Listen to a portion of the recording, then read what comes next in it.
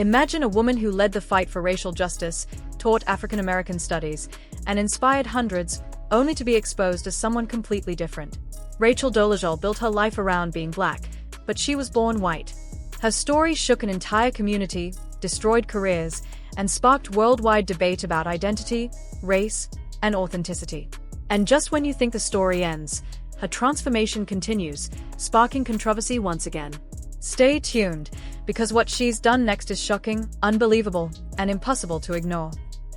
In 2015, the black community of Spokane, Washington, found itself shaken by one of the most unexpected revelations in its recent history. At the center of the turmoil was Rachel Dolezal, a woman who had risen to significant prominence within local civil rights circles. She wasn't just another volunteer or occasional participant. Rachel held one of the most respected positions in the city's social justice landscape. As president of the Spokane chapter of the NAACP, she was seen as a vocal, passionate advocate for black rights and racial equity. On top of that, she taught African American studies at Eastern Washington University, a role that gave her considerable influence over young minds eager to learn about black history, culture, and the dynamics of systemic racism. Many black students admired her deeply. They saw her as a mentor, an ally, and in many cases, a genuine friend. She even led the university's Black Student Union, offering support, leadership, and guidance to the very community she claimed as her own. For years, she had built a public identity that appeared to be rooted firmly within black culture and black activism. But everything changed in an instant. I still remember the moment the truth surfaced. It felt surreal, like something completely unbelievable that you would expect to see in a movie, not real life. One afternoon, while casually scrolling through Twitter, I noticed her name suddenly trending. At first, I thought it had to be something harmless, maybe an award she had received, some kind of public recognition, or a new project she was working on. But as I clicked the topic and started reading the posts, I quickly realized the situation was far more serious. Tweet after tweet claimed the same astonishing thing. Rachel Dolezal was not the black woman she had presented herself to be. Instead, according to the posts, her parents had stepped forward and publicly revealed that she was, in fact, a white woman. The online conversation exploded instantly. My first reaction was disbelief. I stared at the screen, almost frozen, trying to make sense of what I was reading. My mind raced. This couldn't be true. Not about the woman who had dedicated so much time to civil rights work, who had spoke so passionately about black identity, who seemed to understand the experience from the inside out. I rushed to my roommate's room, practically bursting through the door, asking if she had seen the news. We sat together, refreshing the feed, scrolling through hundreds of posts all repeating the same shocking claim. And then, a childhood photo of Rachel appeared online. A photo that made everything clear. There she was, unmistakably a white girl, with fair skin and light hair, looking nothing like the identity she had embraced in her adult life. That photo removed all doubt, and reality set in with a heavy weight. Soon after, her parents gave a public statement confirming what the internet already knew. They explained that Rachel was of German and Czech descent, not African American as she had long implied. Their words directly contradicted her claims of having biracial parents. The revelation sparked national and international conversation about identity, race, privilege, and deception. People questioned her motivations, debated the meaning of racial identity, and wondered how someone could reinvent themselves so completely without the truth surfacing sooner.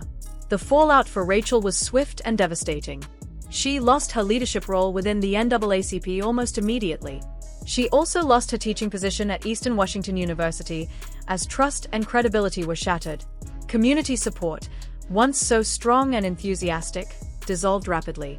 The same people who had embraced her leadership now felt betrayed, confused, or deeply hurt. As the scandal continued to spread, opportunities closed around her one by one. Financial hardship followed soon after. Rachel found herself struggling to make ends meet and was eventually forced to rely on public assistance programs just to get by. With her professional reputation severely damaged, she searched for new ways to support herself. She wrote a memoir, hoping to tell her side of the story and reclaim some control over the narrative. She participated in interviews, documentaries, and discussions, trying to provide explanations and rebuild some sense of stability.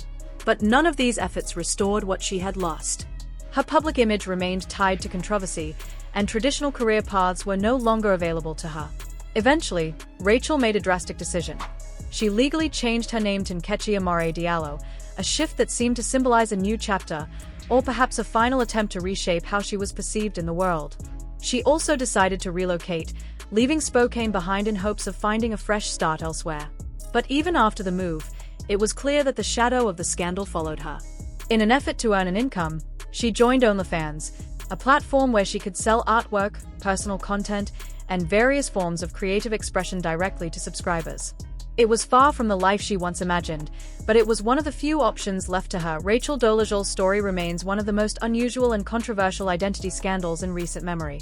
It raises difficult questions about race, belonging, authenticity, and the lengths to which someone might go to inhabit a world they feel connected to, even when that world is not truly their own. After relocating to Arizona, further details about Rachel Dolezal's personal life began to emerge, providing a more complex picture of her post-Spokane years and her ongoing entanglement with issues of race and identity. It became clear that, despite the scandal that had rocked the Black community in Washington, she had maintained close ties to the Black community in her personal life. She had previously been married to a Black man, a relationship that further complicated her public image, and together they had one biracial child, symbolizing a tangible, personal connection to Black heritage. Beyond her biological child, Rachel had also adopted several Black children, whom she referred to as her sons and daughters, weaving them into the family narrative she publicly celebrated. These aspects of her life created the appearance of a continued, authentic engagement with the Black community, even as her own racial identity had been publicly challenged. Her personal relationships, then, were inseparable from the ongoing discourse surrounding her transracial persona, blurring the lines between public performance and private life. The next significant chapter in the ongoing story unfolded when social commentator Tariq Nasheed drew attention to her activity on Twitter, noting an apparent transformation in her appearance that suggested she was embracing her natural racial identity. Rachel, whose public exposure as a white woman posing as Black had dominated headlines and sparked heated debate across the country, now appeared to be moving in a different direction. Observers noted that she had removed her signature braids, abandoned the darker-toned makeup that had contributed to her previous persona, and was now presenting herself visually as a white woman in public photos. The shift was subtle yet striking, a signal that her once controversial transracial identity had, in some sense, been retired or abandoned. Nasheed's commentary emphasized that her public persona, once meticulously crafted and heavily marketed through interviews, media appearances, and even book deals, had lost much of its cultural impact. Over time, the initial shock, curiosity, and sensationalism that had driven media attention faded, leaving the performance of Black identity without the same public resonance it had once commanded. This transformation in Rachel's appearance and public identity must also be understood against the backdrop of a shifting cultural climate regarding race and authenticity. Over the past decade, Black identity has become increasingly recognized as a space that is not only culturally significant but also socially protected and rigorously scrutinized. Movements to reclaim and celebrate Black heritage, such as the foundational Black American Renaissance and other initiatives emphasizing cultural pride, have created environments in which claiming Blackness without genuinely belonging to the community is widely criticized and socially unacceptable. In this context, the cultural gatekeeping of Black identity has become more pronounced. Even those who are unequivocally Black are subject to scrutiny, critique, and accountability for how they present themselves publicly. Against this backdrop, Rachel's previous assumption of a Black identity, while initially sensational, became untenable. The same societal forces that now protect and affirm Black identity simultaneously ensure that any attempt by someone outside the community to claim it is met with skepticism and condemnation. The Arizona period of her life, then, reflects not just a geographical relocation but also a symbolic withdrawal from the performative aspects of her previous identity. By presenting herself visually as white, Rachel appears to be acknowledging, consciously or unconsciously, that the social and cultural utility of her transracial identity has diminished. This retreat from her previous persona is particularly significant in light of the heightened attention to racial authenticity in contemporary discourse. In an era of social media, viral content, and increased awareness around appropriation and identity politics, the public is quick to call out perceived inauthenticity, making any continued performance of Black identity by someone with no verifiable connection increasingly untenable. Her visual transformation, therefore, is not merely a matter of personal aesthetics. It is a response to a social environment that has grown far less forgiving of the kind of identity ambiguity she previously inhabited. Moreover, Rachel's personal ties to the Black community, through her children, friends, and former partners, illustrate the complexity of her situation. While she may have strong personal connections and a history of involvement in Black cultural spaces, the broader societal context has shifted in a way that makes public appropriation of Black identity both culturally and professionally unsustainable. She is simultaneously enmeshed in the community on a personal level yet constrained by the boundaries of public perception and accountability. Her journey reflects a broader tension between private identity, lived relationships, and the expectations and judgments imposed by society. In essence, Rachel's experience serves as a cautionary tale about the interplay between race, public persona, and cultural belonging in contemporary America. Finally, Rachel Dolezal's case underscores how racial identity in modern society is not merely an individual or personal matter but a socially mediated construct that is subject to collective scrutiny and protection. Her apparent reversion to presenting as white highlights the limits of performing identity without broader social acceptance, particularly in communities that have historically endured marginalization and struggle for the right to define their own identities. In this environment, authenticity is not only a personal choice but also a public expectation, and Rachel's attempts to navigate these complex dynamics reveal both the possibilities and the constraints inherent in the interplay of race, culture, and identity in the 21st century. Rachel Dolezal now appears to be embracing her white identity again. She's still active on OnlyFans, if anyone chooses to support her. And despite the controversy, she remains a genuinely talented artist, something even her parents have acknowledged, noting she could succeed in any direction she pursued. A recent comparison photo, showing her in 1977 versus 2025, spanning 48 years, went viral on X with over 11 million views. The comments poured in almost immediately, with people asking whether she had gone back to being white, and some even remarking that she looked better that way. In the images, she indeed looks noticeably more Caucasian. And although not all of her recent photos show the same level of change, many definitely reveal a shift back toward her natural appearance. As expected, online creators soon began making content about her transformation. Some argued that she abandoned her Black identity when things became difficult, when politics got messy, when racism became impossible to ignore, or when the strain of acting like she came from a racist family became too heavy to maintain. Others commented, like Tariq Nasheed, that she no longer has the cultural space or social ease to claim Blackness the way she once did, especially now that conversations around race and identity are far more guarded and scrutinized. Some commentators argue that Rachel Dolezal's recent shift back toward presenting herself as white is closely tied to the current political climate, particularly the rise of conservative voices and increasingly polarized discussions around race and identity. In this context, the social and cultural pressures she faces are markedly different from those she encountered during the peak of her notoriety. Conservatives, and others invested in racial purity or identity politics, have made public life increasingly challenging for individuals who navigate the boundaries of race in unconventional ways. However, while political factors may have played a role in her choices, a more realistic assessment, one shared by social commentators like Tariq Nasheed, is that Rachel no longer fully belongs to either racial community. She is, in effect, socially liminal, rejected by white communities for her past adoption of a Black identity, and largely excluded from Black communities due to the perception that she appropriated an identity that was not hers to claim. This liminal status, of existing between two worlds yet accepted by neither, has shaped her current approach to identity presentation. Had Rachel originally framed her public persona differently, for example, by acknowledging that she was a white woman who felt a strong connection to Black culture and the Black experience, her trajectory might have been vastly different. In that scenario, her activism, academic work, and public projects would likely have been received as expressions of allyship rather than deception. Many of her accomplishments, leading the Black Student Union, teaching African American studies, advocating for civil rights, would have been considered acceptable contributions, with her background understood as a point of context rather than contradiction. By presenting herself as Black, however, she inadvertently closed off that possibility. Claiming an identity she was not born into meant that when the public learned the truth, the consequences were swift and enduring. She lost credibility, faced widespread criticism, and became a cautionary figure in discussions about race, identity, and authenticity. In practical terms, she could no longer derive social, professional, or cultural benefit from claiming Blackness, and she simultaneously could not fully reintegrate into white communities who might view her past actions with suspicion or judgment. With both paths effectively closed, returning to a white identity emerged as the only viable option for Rachel. It is, however, a complicated return.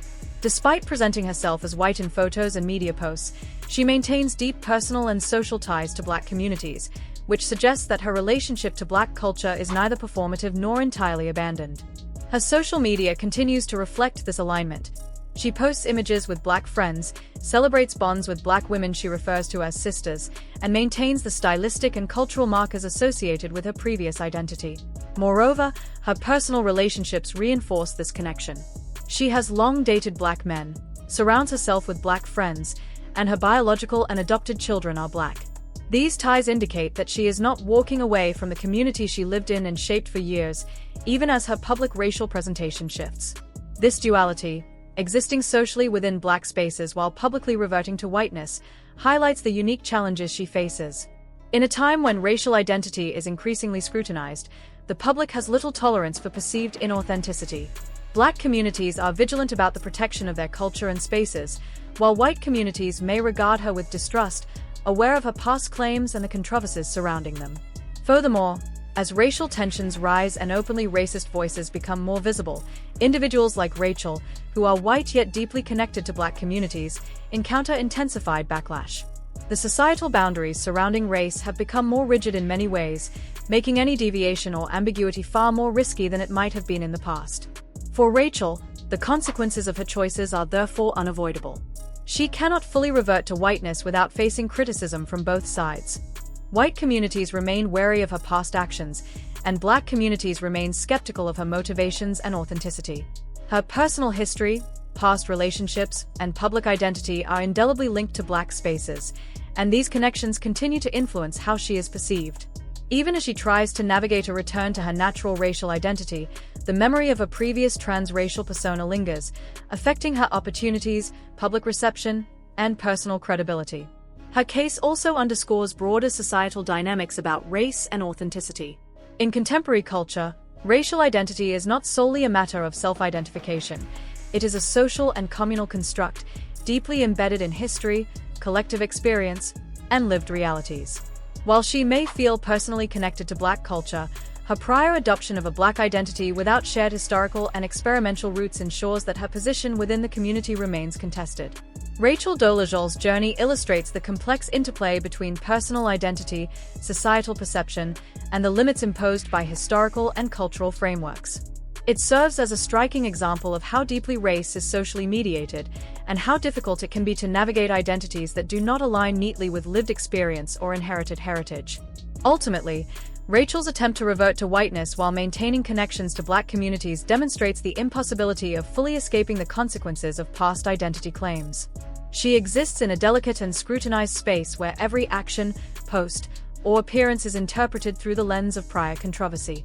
Her ongoing story reflects not only her personal struggle with identity but also the broader societal challenges surrounding race, belonging, and authenticity in a world increasingly attuned to the nuances and complexities of cultural and racial identity. It is a story that continues to provoke discussion, reflection, and debate, revealing the ongoing tensions and limitations surrounding how identity is performed, perceived, and socially enforced in contemporary society. Rachel Dolezal can't simply return to white society and expect full acceptance. She can't just show up saying she's back home and be embraced by figures like Nick Fuentes. In truth, she likely still receives more personal acceptance from many everyday Black people than from white communities, simply because Black folks tend to be more forgiving.